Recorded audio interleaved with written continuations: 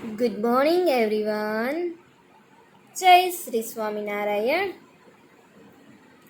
Today we will learn Chapter 7 exercise. आज हम हिंदी में Chapter 7 की एक्सरसाइज करेंगे.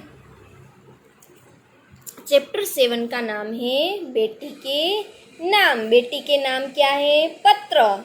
कौन लिखता है? पंडित जवाहरलाल नेहरू. वो क्या थे? हमारे भारत के प्रथम प्रधानमंत्री थे. और वो अपनी बेटी इंदिरा को पत्र लिखते हैं. कहाँ से लिखते हैं? जेल में से लिखते हैं. और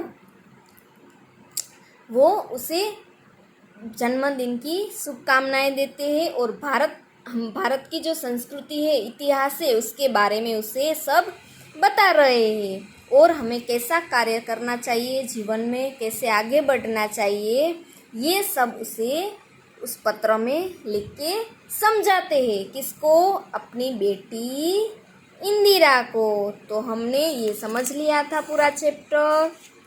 इसकी पेज नंबर 53 वाली एक्सरसाइज, 54 वाली एक्सरसाइज और 55 में 4 तक हमारी एक्सरसाइज हो गई थी. और जिसका भी यहाँ तक टेक्स्ट बुक में कुछ भी लिखना बाकी हो तो वो पहले पूरा कर लेना, क्योंकि मैं जो भी फ़ोटो भेजती हूँ वो पहले आपको टेक्स्ट बुक में लिखना है. और बाद में जो भी आपको सूचना मिली हो उस सूचना के अनुसार आपको कौन कौन सी एक्सरसाइज नोटबुक में करनी है वो देख के आप कर ही रहे होंगे. लेकिन कुछ स्टूडेंट का अभी भी बाकी रह जाता है, मतलब कि वो टेक्स्ट बुक में फिल नहीं कर रहे. तो ध्यान से सुनिए सब. टेक्स्ट बुक में तो पहले फिल करना ही है, और साथ में नोटबुक में कौन सी एक्सरसाइज करनी है वो भी नीचे जब फोटो आती है तब नीचे लिख के आता है, तो आप वो देख के कर सकते.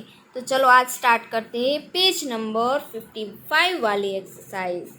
वाक्यांशों के लिए एक शब्द लिखिए जहाँ बंदियों को रखा जाता है.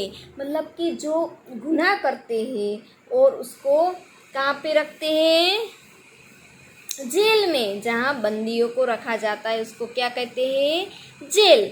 जो स्त्री वीर है, वीर स्त्री है, मतलब तो उसको क्या बोलते हैं? जो मतलब कि हिम्मतवान है, सब कुछ कर सकती है, आगे जा सकती है, वो उसको क्या बोलते हैं?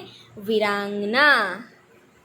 किसी के भले की इच्छा व्यक्त करना यानी शुभकामना.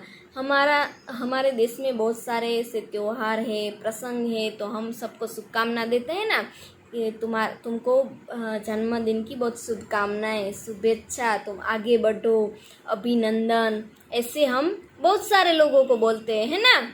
जैसे हम इंग्लिश में क्या बोलते हैं? कॉन्ग्रेचुलेशन. जैसे कोई एग्ज़ाम में पहले नंबर पास हो गया, या कोई किसी का मैरिज हो रहा हो, या और कोई फंक्शन हो, तो हम उसको कॉन्ग्रेचुलेशन बोलते हैं ना. तो हिंदी में उसको क्या बोलते हैं? शुभकामनाएं देना. क्या देना? शुभकामनाएं, मतलब कि अभिनंदन देना. तो उसको क्या बोलते हैं? किसी के भले के लिए बोलना यानी शुभकामना.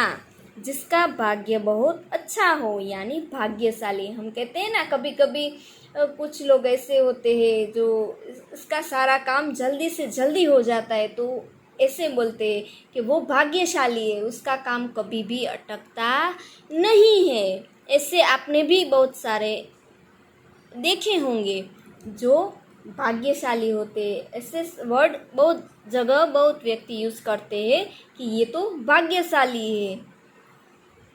आपने भी सुना ही होगा. उसके बाद है 6. रेखांकित सर्वनामों से वाक्य बनाइए. जन्मदिन पर तुम्हें कई उपहार मिलते रहे हैं. अब यहाँ पे जो लाइन की हुई है उसी से हमें दूसरा वाक्य बनाना है. तुम्हें अपने कर्तव्यों का पालन बहादुरी से करना चाहिए. क्या करना चाहिए? कर्तव्यों का पालन बहादुरी से करना चाहिए. मेरी सदा तुम्हारे साथ रहेंगी. तो मेरी शब्द से हमें दूसरा वाक्य बनाना है. मेरी यही इच्छा है कि तुम सदैव अपने पथ पर आगे बढ़ो, पथ यानी रास्ता।